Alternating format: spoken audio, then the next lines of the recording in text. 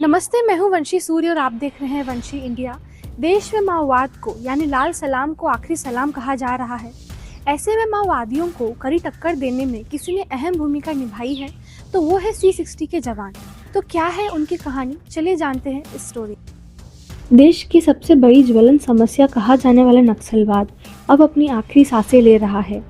पश्चिम बंगाल के नक्सलबाड़ी से लगभग 6 दशक पहले शुरू हुआ नक्सलवाद देश के 17 जिलों में फैल गया था और इस हिंसक आंदोलन के चलते कई लोगों ने अपनी जान गंवाई। महाराष्ट्र का गढ़चिरौली भी एक ऐसा जिला था जो नक्सलवाद से प्रभावित रहने से दशकों तक विकास से वंचित रहा, लेकिन अब ये तस्वीरें बदल रही हैं। नक्सलवाद के खिलाफ सालों तक चली इस निर्णायक लड़ाई में C60 के जवानों ने भी अपनी अहम भूमिका निभाई है। तो कौन है C60 के जवान, चलिए जानते हैं। ये वो जवान हैं जो घने जंगलों में 50 से 100 किलोमीटर तक पैदल घूमते हैं। ये वो जवान हैं जो कड़ाके की गर्मी और कपकपाती सर्दी के साथ तेज बारिश को भी सहते हैं। नदी नालों को पार करते हुए माओवादियों के ठिकानों तक पहुंचते हैं, उन्हें एम्बुश में घेरते हैं और उनके हमलों का करारा जवाब देते हैं। हथियारों के साथ नाइट विजन कैमरे और खाने का सामान लेकर अपने लक्ष्य की ओर चल पड़ते हैं। कई बार इन्हें भूखे प्यासे भी रहना पड़ता है। इतनी सारी चुनौतियों के बाद लड़ते हुए कई माओवादियों खात्मा करने वाले इन C60 जवानों ने कई बार खुद की भी जान गंवाई है।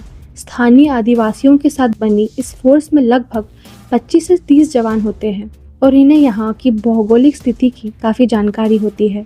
गढ़चिरौली में इस फोर्स की 25 टीम में तैनात हैं। C60 की इन विशेषताओं को लेकर आइए जानते हैं एंटी नक्सल ऑपरेशन के नागपुर रेंज के IG संदीप पाटिल जी से। गठन किस तरह हुआ और अभी वो किस तरह काम कर रही है? पूरे जो भी माओवास्ट अफेक्टेड स्टेट है उसमें मैं बोल सकता हूँ कि जो C60 जो महाराष्ट्र पुलिस की एंटी नक्सल फोर्स है वो बेस्ट है। यहाँ इस C60 में सब लोकल टेरेन जानने वाले, लोकल संस्कृति जानने वाले सब कमांडोज हैं। उनको टेरेन का अच्छा अंडरस्टैंडिंग है, लोगों को कैसे हैंडल करना है इसका अच्छा अंडरस्टैंडिंग है और उन्होंने लास्ट 30 साल में हर समय अपनी बहादुरी प्रूव की है। क्योंकि बहुत बार ऐसा हुआ है, जैसे 2009 में C60 को थोड़ा हानि हुई, लेकिन 2009 के बाद 16 साल में C60 ने हमेशा जो भी चैलेंज आया वो निपटाया और आज जो माओवाद खत्म हुआ और आज जो भी गढ़चिरौली हम देख रहे हैं ये सब C60 की कामयाबी का ही सिनेरियो है। ट्रेनिंग हमारे यहाँ कमांडो ट्रेनिंग सेंटर है गढ़चिरौली में। वहाँ पे जो पुराने C60 के पार्टी कमांडर है जिन्होंने 15 साल 20 साल ऑलरेडी जंगल में ऑपरेशंस किए, सेवा दी है, उन्हीं के थ्रू इन हाउस अपना ट्रेनिंग होता है। क्योंकि यहाँ ये लड़ाई सब टेरेन की है और लोकल सब इश्यूज अंडरस्टैंडिंग की है, तो उन्हीं को अच्छा इंटेलिजेंस भी मिलता है और वो इंटेलिजेंस के थ्रू वो ऑपरेशंस भी करते हैं और उन्हीं के ऊपर कोई बड़े एम्बुश भी नहीं हो सकते। तो ये कामयाबी का रहस्य उनके यह है कि वो लोकल है, लोकल अटैचमेंट है। C60 के गठन की बात की जाए तो जब 90 के दशक में माओवादी हिंसा बढ़ रही थी, तब तत्कालीन पुलिस अधीक्षक KP रघुवंशी जी ने पुलिस के 60 जवानों के साथ इस फोर्स का गठन किया था।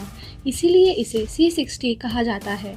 इस बारे में पूर्व IPS अधिकारी KP रघुवंशी जी के क्या है अनुभव, आइए जानते हैं। 1990 में जब मैंने SP गढ़चिरौली का चार्ज लिया तो उस टाइम PWG ग्रुप जो है वो महाराष्ट्र में पूरे पीक पर था और महाराष्ट्र में, छत्तीसगढ़ में, आंध्र प्रदेश में, ये सब जगह पर उनकी वायलेंट एक्टिविटीज बहुत ज्यादा चल रही थी। महाराष्ट्र गवर्नमेंट ने उसको खत्म करने के लिए स्पेशल एक्शन प्लान लागू किया, 100 करोड़ रुपए सैंक्शन किए, उसमें बहुत सारी स्ट्रेंथ पुलिस की बढ़ाई, पुलिस चौकियां बढ़ाई, SRP बढ़ाई, लेकिन फिर भी रिजल्ट नहीं आ रहा था। तो मैंने पूरा जिले का सब जगह पोस्ट पर, ज्यादातर पोस्ट पर गया, लोकल लोगों से मिला, जो रिटायर्ड पुलिस वाले थे उनसे मिला, जो थोड़े से उससे गढ़चिरौली में या थोड़े पत्रकार या टीचर, उनसे बातचीत की और उन लोगों से जिन लोगों की फैमिलीज को नक्सल्स ने मारा था या पीटा था या जिन पुलिस वालों को जबरदस्ती पुलिस की नौकरी छुड़वा करके घर बिठा लिया था। तो ऐसे लोगों से बातचीत करने के बाद में लोगों से ऐसा पता लगा कि पुलिस इस फोर्स तो बहुत है लेकिन वो जंगल में जाती नहीं है। और उसको जब उनसे बातचीत की लोकल आदिवासी लड़कों से जो पुलिस में भर्ती थे, उन्होंने कहा साहब हमारा भी एक ऐसा ग्रुप बना दो और हमको जंगल में छोड़ दो। इससे मुझे आइडिया मिला कि आदिवासी लोगों को का एक अलग से ग्रुप बनाना चाहिए जिनको नक्सल ऑपरेशंस में लगाया जाए। इसी तरह से इसी बात को दिमाग में रखते हुए मैंने 60 लोगों का एक ग्रुप बनाया आदिवासी लड़कों का, उनको ट्रेनिंग दी। आंध्र प्रदेश में ग्रे हाउंड से भी ट्रेनिंग दिलवाई और 2 उनके प्लाटून जैसे ग्रुप बना करके एक आहिरी में एक गढ़चिरौली में रखा। जब उन्होंने ये काम शुरू किया, उसका एडवांटेज ये था कि लोकल आदिवासी थे, उनको टेरेन पता था, उनको उनकी भाषा पता था, तो इन्फॉर्मेशन लेनी शुरू होगी। और हकीकत तो है कि मैंने तो एक छोटा सा पेड़ लगाया था, मेरी तो शुरुआत थी। जो बाद में एक सक्सेस हुआ है उसका क्रेडिट बाद के एसपीज जो हैं, मेरे से बाद में जो भी लोग आए हैं अभी तक के, उन सब एसपीज को इसका क्रेडिट जाता है। क्योंकि ये जो फोर्स बनाई थी ये मैंने एडमिनिस्ट्रेटिव ऑर्डर से बनाई थी और अवेलेबल स्ट्रेंथ से बनाई थी। और आज आप देख सकते हैं कि C60 का नाम काउंटर नक्सल ऑपरेशंस में नंबर 1 पर आता है। पूरा गढ़चिरौली में जो नक्सल को खत्म करने में C60 का बहुत बड़ा योगदान है। ये यहाँ महाराष्ट्र के मुख्यमंत्री माननीय देवेंद्र फडणवीस जी ने भी ये बात मानी है और मुझे मालूम पड़ा है कि महाराष्ट्र गवर्नमेंट ने एक नक्सल में काम करने वालों के लिए C60, जिन्होंने C60 में काम किया है, उसके लिए एक मेडल भी सैंक्शन किया है। तो मैं उन सब जो काउंटर नक्सल ऑपरेशन में जो करीब 300-350 जवान पिछले 40 वर्षों में महाराष्ट्र में अकेले में जिन्होंने अपनी आहुति दी है, और जो वहाँ के लोगों ने, जो पब्लिक हो, आज के आदिवासी वहाँ जो पहले इतना डर था उनका सबका डर अब निकल गया है।